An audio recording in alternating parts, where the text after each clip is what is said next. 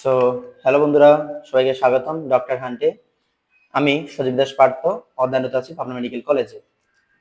তো তোমাদের সাথে আমার আলোচনা হবে বিভিন্ন বিষয়ে, কিভাবে একাডেমিক লাইফে আগাবা, কিভাবে এসএসসি লাইফ পার করবা, কিভাবে এইচএসসি লাইফ পার করবা, কিভাবে অ্যাডমিশন পরীক্ষা দিবা। তো সেই বিষয়গুলো তোমাদের সাথে বড় ভাই হিসেবে তোমাদের সাথে আলোচনা করব, যেহেতু এই ফেজগুলো আমি পার করে আসছি। তো আশা করি তোমাদের ভালো একটা দিক নির্দেশনা দিতে পারবো, ঠিক আছে। তো তারই ধারাবাহিকতায় আজকে হচ্ছে গিয়ে মেডিকেল গাইডলাইন দিব, মেডিকেলে কিভাবে চান্স পাবা তোমরা, যারা সেকেন্ড টাইমার আছো এবং তথাপি যারা ফার্স্ট টাইমার আছো, উভয়ের জন্যই ভিডিওটা করা, ঠিক আছে। তো চলো বেশি কথা না বাড়িয়ে ক্লাসটা শুরু করা যাক, ঠিক আছে। তো মেডিকেল চান্স পাওয়া আসলে বলতে খুবই সহজ, নয়তো বা হচ্ছে গিয়ে অনেক কঠিন। কাদের জন্য সহজ? তো যারা প্রসেসটা বুঝে, ঠিক আছে, মানে কি পড়তে হবে, কি বাদ দিতে হবে, এই জিনিসগুলো যারা বুঝে, তো ওদের কাছে চান্স পাওয়াটা খুবই সহজ। আমি হচ্ছে গিয়ে আমার কথা বলি, আমি ফার্স্ট টাইমে চান্স পাই নাই। আমার মার্ক ছিল 57.25 এবং সেকেন্ড টাইমে আমার মার্ক ছিল 78.5। সেখান থেকে 3 কেটে হয়েছে হচ্ছে গিয়ে 75.5, ঠিক আছে।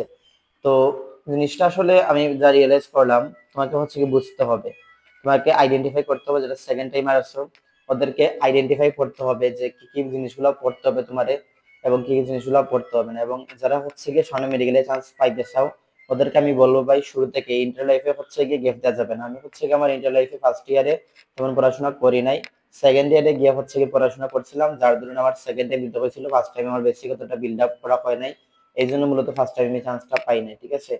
তো তোমাদের উদ্দেশ্যে কথা এটাই থাকবে যে তোমরা হচ্ছে গিয়ে ফার্স্ট ইয়ার থেকে ইন্টারনেট যারা এবার হচ্ছে নতুন সদ্য এসএসসি রেজাল্ট দিয়েছে গতকালকে 10 জুলাই, তো তারা তারা এখন হচ্ছে খুবই আনন্দে আছে, কয়েকদিন হচ্ছে গিয়ে রিল্যাক্সে আনন্দ করো। তারপরে হচ্ছে গিয়ে আমার আমার দিক থেকে তোমাদের বার্তা হচ্ছে গিয়ে, তারপরে তোমরা সমালোচনা করে পড়তে বসো, ঠিক আছে।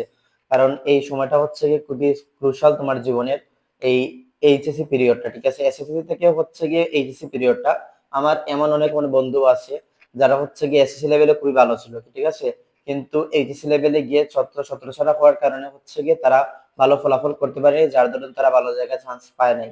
তো এই বিষয়টা যেন তোমাদের সাথে না হয়, সেই বিষয়গুলা নিয়ে গাইড করার উদ্দেশ্যে আমি ভিডিওগুলো বানাবো, ঠিক আছে। তো আজকের এ পর্যন্তই, বাই বাই।